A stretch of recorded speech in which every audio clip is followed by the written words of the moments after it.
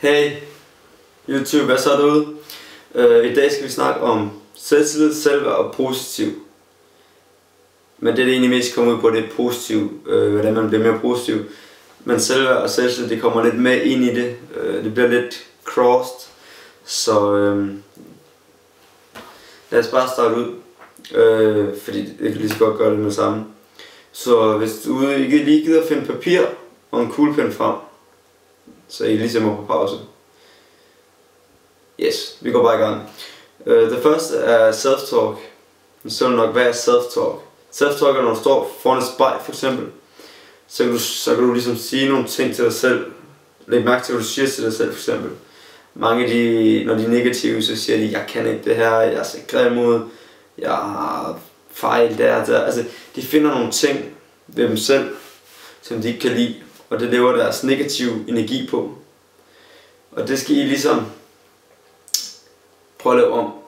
Og lad os lige komme med for eksempel en sætning. Jeg ser ikke godt ud. Det kan godt være, man ikke ser godt ud, men der er ingen grund til, at din hjerne siger det, og som regel så kan man gøre noget ved det meget hurtigt. Men det var bare en sætning, du kunne sige der. Fucking, jeg ser smuk, man. Jeg ser godt ud.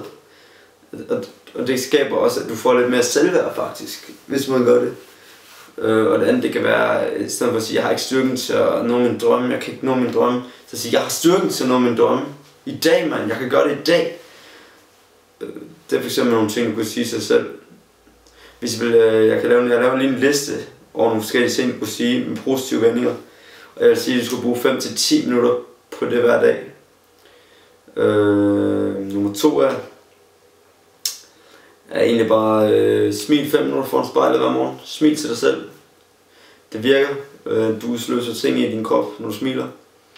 Så den var meget hurtig. 3.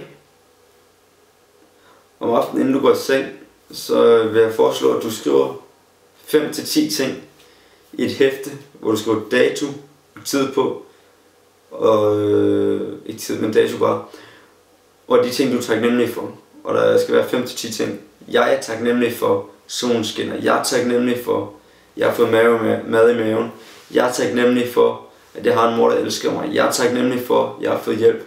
Jeg er taknemmelig for, at jeg har 2 arme. Jeg er taknemmelig for, at jeg kan snakke. Jeg regner med, at I får billedet der cirka.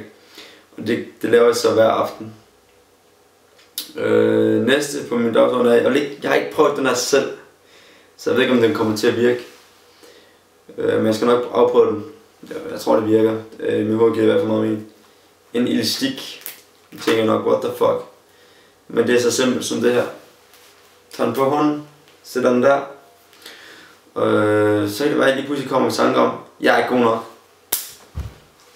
Helvede. Og det, som jeg tror, der virker ved det her, er, at din hjerne, den der efter 2 ting, den nydelse af smerte. Og den vil helst undgå smerte for hver en grund, og nydelse for hver, den elsker den. Så hvis du tænker negativt, og hver gang du gør den der, gør så, at din hjerne, den forbinder negative tanker med smerte, og dermed vil den prøve at undgå dem. Og det er sådan set det råd. Det næste er, det er så en, jeg selv har opfundet den her, fordi jeg synes også, den er rigtig god.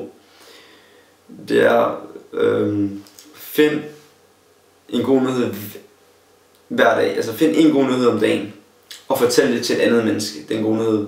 Det kan være, at der er bare en sudan, der bliver reddet for nogle hunde uden skrammer. Det kan være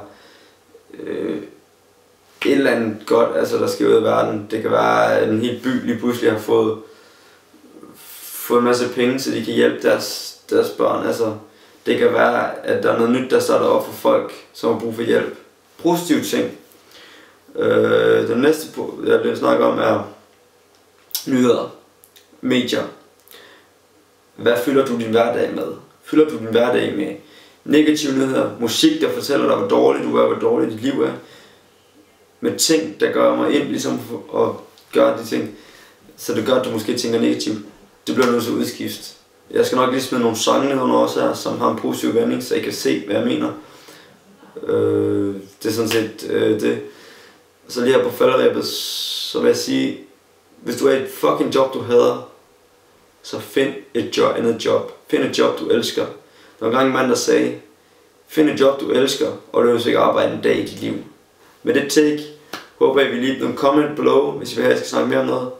Subscribe, for der kommer mere. Jeg vil til at skrive en bog nu her om selvtillid og positiv tænkning og selvværd, hvor det bliver blandet sammen. Og den bliver selvfølgelig udgivet gratis, når jeg er færdig. Det er ikke noget, jeg vil have penge for jeg gør ikke det her for pengenes skyld. Jeg gør det, fordi hvis jeg kan hjælpe et menneske derude, så er det værd for mig. Så subscribe, hvis I vil følge mig videre. Kom med comments, like, hjælp mig, hvis I vil. Det er op til jer. Jeg håber, I får en fantastisk dag eller nat. Vi ses derude.